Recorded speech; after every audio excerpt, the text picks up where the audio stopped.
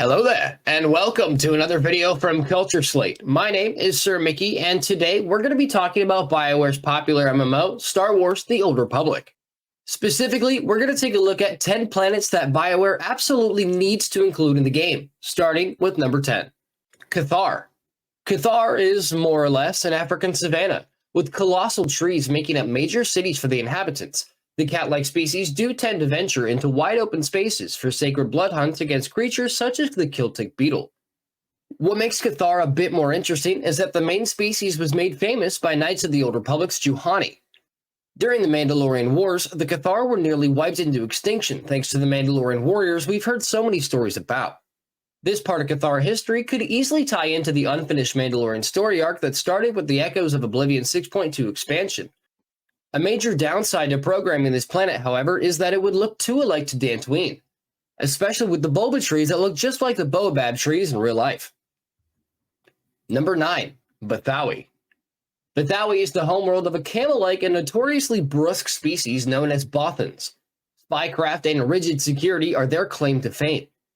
It has a combination of large corporate cities perched in high Tibet-like mountains and lush equatorial jungles and grasslands. For the Old Republic's galactic timeline, it is revealed that Bathawi was the site of the First Republic victory against the Sith Empire's galactic invasion.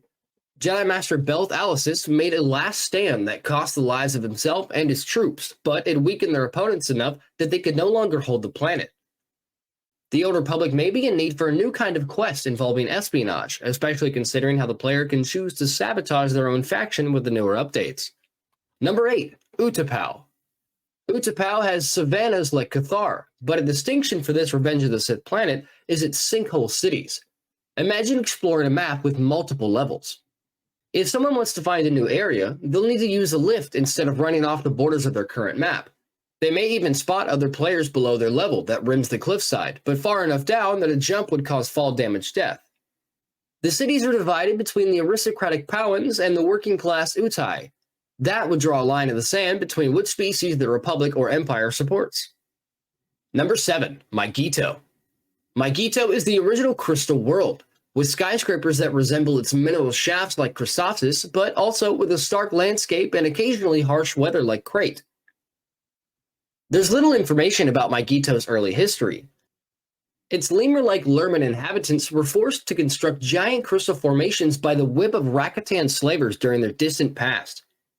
But around the time of the Old Republic, the Lurmen were taken over by Hutts and Nemoidians.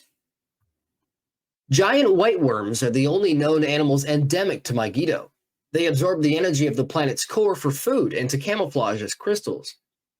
Perhaps a Dune scenario could occur where the player gets into the Lurmen's good graces by attracting white worms to destroy story-specific sections of the map. Number 6. Talos 4. Talos 4 is an urban world, but not similar to cities like Coruscant, where the entire planet is a city. It has a ton of tie-in material from Knights of the Old Republic 2 that opens many doors to lore. Citadel Station orbited the globe until the Restoration Project cleaned up this planet devastated since the Jedi Civil War by Ithorians, who beautified its fields and beaches. Beyond that, Jedi have a secret outpost in the Polar Plateau, where the stuck-up Atris hid a repository of Jedi and Sith holocrons. The Old Republic can show how much better Talos has been doing after a watchful restoration that's on the cusp of reverting into ruin. And a little Ithor city district somewhere on the map wouldn't be so bad either. Number 5. Ambria. Ambria is a nexus to the dark side of the Force, particularly with its geothermal lake Nath, where only the hardiest creatures dwell nearby. Although it is another desert planet, Ambria has a history that dates to the tales of the Jedi comic, and further down in the chronological timeline with the Darth Bane trilogy. So think Tatooine, except all roads lead back to the Sith. Once a mining world, Ambria soon proved too dangerous to colonize because of the terrible predator known as the Hisses, which can turn so translucent they're practically invisible. Ambria became further devastated when a Sith sorceress performed a ritual too powerful to contain. Only ill omen can come to any character who needs to visit such a wasteland. Number 4. Hapes. Hapes is a familiar place for anyone who has read the old expanded universe post-Return of the Jedi. Despite its prevalence, there are very few visuals as to what the planet looks like. It is like Naboo in that the Hapan royalty were humans who coveted beauty above all else, using it as a measuring tool to determine the worth of its citizens and land. As such, they were ruled by a matriarch. Hapans were often described as immaculate and glowing, like the elves from Lord of the Rings. As for what they would look like, the Old Republic is at an exclusive spot where they are the only ongoing Legends media that can finally bring this culture to the screen. Number 3. Kashyyyk. Kashyyyk has gargantuan Rashir trees that makes the forest moon of Endor look miniature, famous for being the homeworld of Wookiees such as Chewbacca and Zalbar.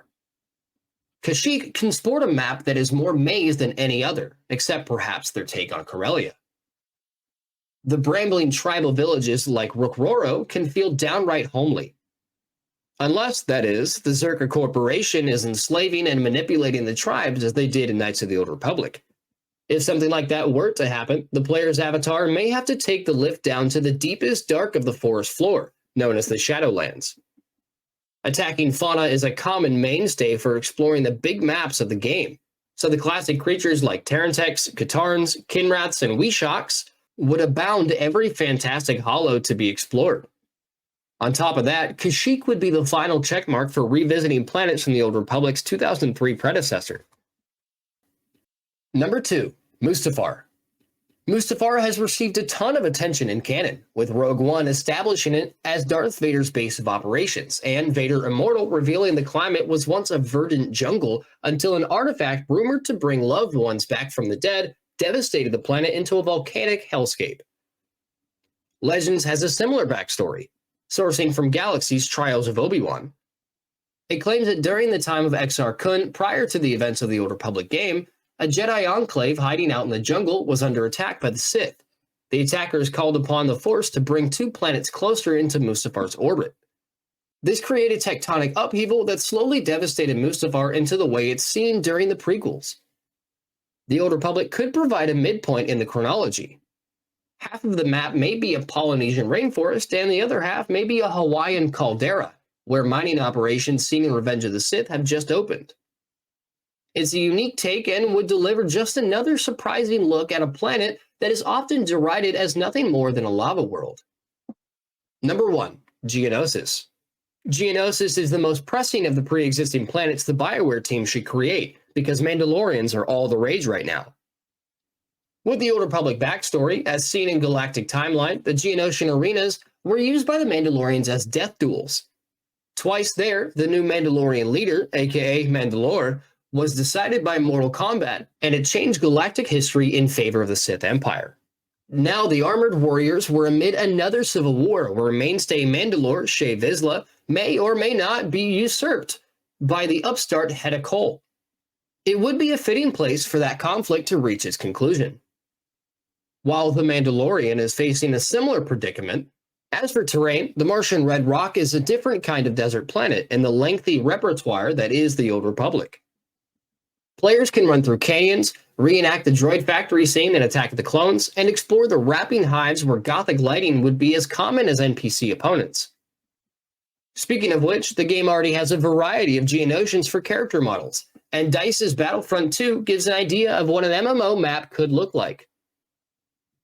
Thanks for watching the video. If you liked it, subscribe to our channel and click the bell icon to make sure you receive our latest content. You can also join our public Discord server via the link in the description. Once again, I have been SirMicky, and I will see you guys next time.